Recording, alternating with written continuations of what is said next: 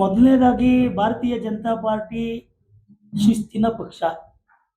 ಅದರಲ್ಲಿ ಯಲಹಂಕದಲ್ಲಿ 30 ವರ್ಷದಿಂದ ಬಹಳ ಶಿಸ್ತಾಗಿ ಭಾರತೀಯ ಜನತಾ ಪಾರ್ಟಿಯ ಸಂಘಟನೆಯನ್ನ ಮಾಡಿದ್ವಿ.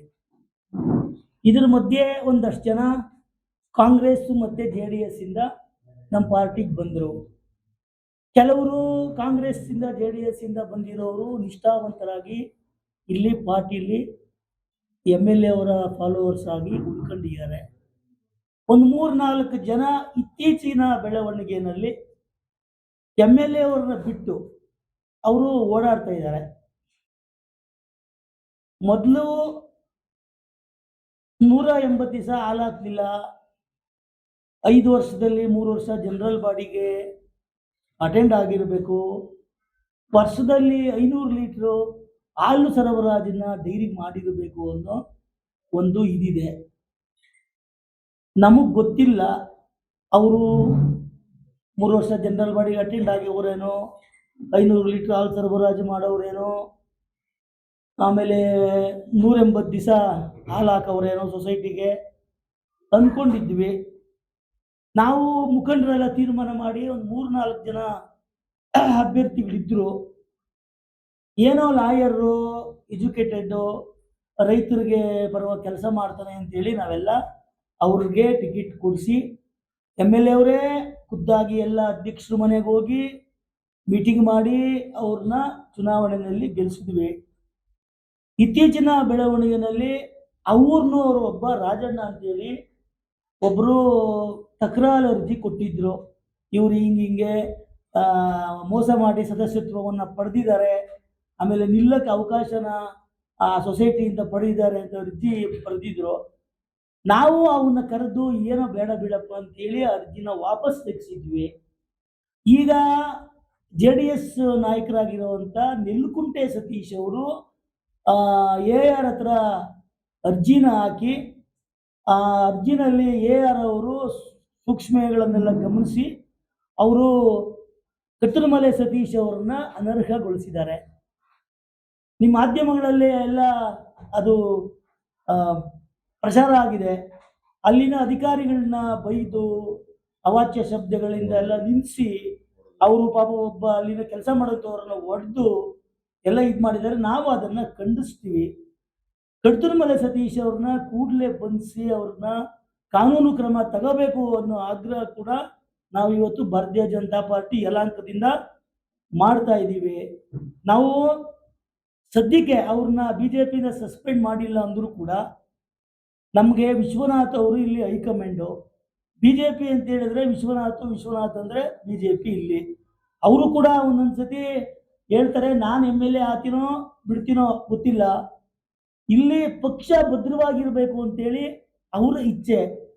ನಾವು ಕೂಡ ಭಾರತೀಯ ಜನತಾ ಪಾರ್ಟಿ ಇಲ್ಲಿ ಭದ್ರವಾಗಿ ನೆಲೆಸಬೇಕು ಅಂತೇಳಿ ಎಲ್ಲ ಯುವಕರನ್ನ, ಹಿರಿಯರನ್ನ, ಎಲ್ಲ ಜಾತಿಯವರನ್ನ ಜೊತೆಗೆ ಹಾಕೊಂಡು ಕೆಲಸ ಮಾಡ್ತಿದ್ದೀವಿ. ಇವ್ರು ಯಾರೋ ಒಂದು 3 ಜನ ಅವರು ನಮ್ಮ ಪಾರ್ಟಿಯಿಂದ ಪಕ್ಕ ಇರೋರು, ನಮ್ಮ ಪಾರ್ಟಿಯವರು ಯಾರೂ ಇಲ್ಲ. ಯಾರೋ ಅವ್ರ ಜೊತೆ ಈಗ ಕತ್ತಲಮಲೆ ಸತೀಶು JDS ಇಂದ ಬಂದವರು, ಅವ್ರ ಜೊತೆಗೆ ಇನ್ನೊಂದು 2-3 ಜನ ಅವರು JDS ಇಂದ ಬಂದಿರೋರು. ಅವಶ್ಯಕತೆ ಇಲ್ಲ ಬಿಡಿ, ಅವ್ರು ನಿಮ್ಗೆ ಗೊತ್ತು ಯಾರ್ಯಾರು ಅವರೇ ಅವ್ರ ಜೊತೆಯಲ್ಲಿ ಅಂತ. ಹಂಗಾಗಿ ನಾವು ಅವ್ರನ್ನ BJPಯಿಂದ ಇತ್ತೀಚೆಗೆ ಇನ್ನೊಂದು ಸ್ವಲ್ಪ ದಿವಸದಲ್ಲೇ ಅವ್ರನ್ನ ನಮ್ಮ ಅಧ್ಯಕ್ಷರು ಅವ್ರಿಗೆ ಒಂದು ಏನು ಸಸ್ಪೆಂಡ್ ಮಾಡಬೇಕೋ, ಕ್ರಮ ತಗೋಬೇಕೋ ಅವ್ರನ್ನ ತಗೋತಾರೆ. ನಾವು ಕತ್ತಲಮಲೆ ಸತೀಶ್ ಅವರ ಅಣ್ಣನ್ನ ಫಸ್ಟ್ ಚೇರ್ಮನ್ ಮಾಡಿದ್ವಿ. ಕತ್ತಲಮಲೆ ಸತೀಶ್ ಅವ್ರಿಗೆ ಫಸ್ಟ್ ಟೈಮ್ ತಾಲೂಕು ಪಂಚಾಯತಿ ಸೀಟ್ ಕೊಟ್ವಿ. ತಾಲೂಕು ರೈತ ಮೋರ್ಚಾ ಅಧ್ಯಕ್ಷರು ಮಾಡಿದ್ವಿ, ಜಿಲ್ಲಾ ಅಧ್ಯಕ್ಷರು ಮಾಡಿದ್ವಿ ರೈತ ಮೋರ್ಚಾ, ರಾಜ್ಯ ಉಪಾಧ್ಯಕ್ಷರು ಕಾರ್ಯದರ್ಶಿನ ಇವಾಗ ಮಾಡಿದೀವಿ. MLA ಅವರೇ ಲೆಟರ್ ಕೊಟ್ಟು ಅವ್ರನ್ನ ಕಾರ್ಯದರ್ಶಿ ಮಾಡಿದ್ವಿ. ಪಕ್ಷ ಇಷ್ಟೆಲ್ಲ ಮಾಡಿದ್ರು ಕೂಡ ಅವರು MLAಗೆ ಏನು ಕಾಂಗ್ರೆಸ್ಸಿಂದ MLAಗೆ ನಿಂತ್ಕೊಂಡ್ಬಿಟ್ರೆ ಇಲ್ಲಿ ಗೆದ್ದು ಬಿಡ್ತೀನಿ ಅಂದರೆ MLA ಅವರು ಎಂತೆಂಥವ್ರು ನೋಡವ್ರು. ಇಲ್ಲಿ ಹನುಮಂತೇಗೌಡರು, ಮುನೇಗೌಡ, ಈ ಕೃಷ್ಣಪ್ಪ, ಚಂದ್ರಪ್ಪ ಎಲ್ಲರನ್ನೂ ಮನೆ ಕಳಿಸಿದವರು ವಿಶ್ವನಾಥ್ ಅವರು ನಮ್ಮ ಭಾರತೀಯ ಜನತಾ ಪಾರ್ಟಿ ಕಾರ್ಯಕರ್ತರು. ಇನ್ನು 10 ಟರ್ಮು ವಿಶ್ವನಾಥ್ ಅವರೇ ಇಲ್ಲಿ MLA ಆಗೋದು. ಅವನು ಕನಸು ಕಾಣ್ಬೇಕು, ಕತ್ತಲಮಲೆ ಸತೀಶು ಕನಸು ಕಾಣಬೇಕು, ನಾನು ಎಮ್ ಎಲ್ ಎ ಆಗ್ಬಿಡ್ತೀನಿ ಯಲಹಂಕದಲ್ಲಿ ಅಂತ. ಅವನಿಗೆ ಬಿಜೆಪಿನಲ್ಲಿ ಒಳ್ಳೆ ಅವಕಾಶ ಇತ್ತು, ಅದನ್ನ ಅವರು ತಾನಾಗೆ ತಾನು ತನ್ನ ಕಾಲ ಮೇಲೆ ಚಪ್ಪಡಿನ ಎಳ್ಕೊಂಡ್ರು ಅಂತೇಳಿ ಈ ಸಂದರ್ಭದಲ್ಲಿ ನಾನು ಹೇಳ್ತೀನಿ. ಆಮೇಲೆ ನಮ್ಮ ಭಾರತೀಯ ಜನತಾ ಪಾರ್ಟಿ ಕಾರ್ಯಕರ್ತರಿಗೆ ನಾನು ವೈಯಕ್ತಿಕವಾಗಿ ಹೇಳೋದು, ಅವರು ನಮ್ಮ ಪಾರ್ಟಿಯವ್ರಲ್ಲ. ಈಗ ಅವ್ರು ಯಾವಾಗ ಒಂದು ಹೆಜ್ಜೆ ಬಿಜೆಪಿಯಿಂದ ಬೇರೆ ಇಟ್ಬಿಟ್ಟವ್ರೆ. ಇವಾಗ ಈ ಎಂ ಪಿ ಒಬ್ಬನ ನಮ್ಮ ಸುಧಾಕರ್ ಅವ್ರನ್ನ ಮುನೇಶ್ವರು ಮಾಡ್ತಾವ್ರೆ ಅಂತ ಕರ್ಕೊಂಬರೋದು,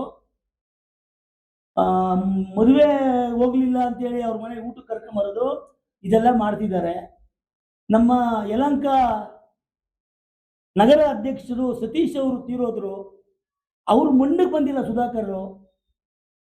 ಹೋಗ್ಲಿ, ಒಂದು ವಾರ ಆದ್ಮೇಲೆ ಅವ್ರ ಕಾರ್ಯಕ್ಕೋ ಅಥವಾ ಏನೋ ಬಿಡುವಿಲ್ಲ, ಅವ್ರ ಮನೆಗಾದ್ರೂ ಹೋಗಿ ಒಂದ್ ಸ್ವಲ್ಪ ಸಮಾಧಾನಕ್ಕಾದ್ರೂ ಹೋಗಿ ಅವ್ರನ್ನ ಮಾತಾಡ್ಸ್ಕೊಂಡ್ ಬರುವಂತ ಪರಿಜ್ಞಾನನೂ ಸುಧಾಕರ್ ಇಲ್ಲ.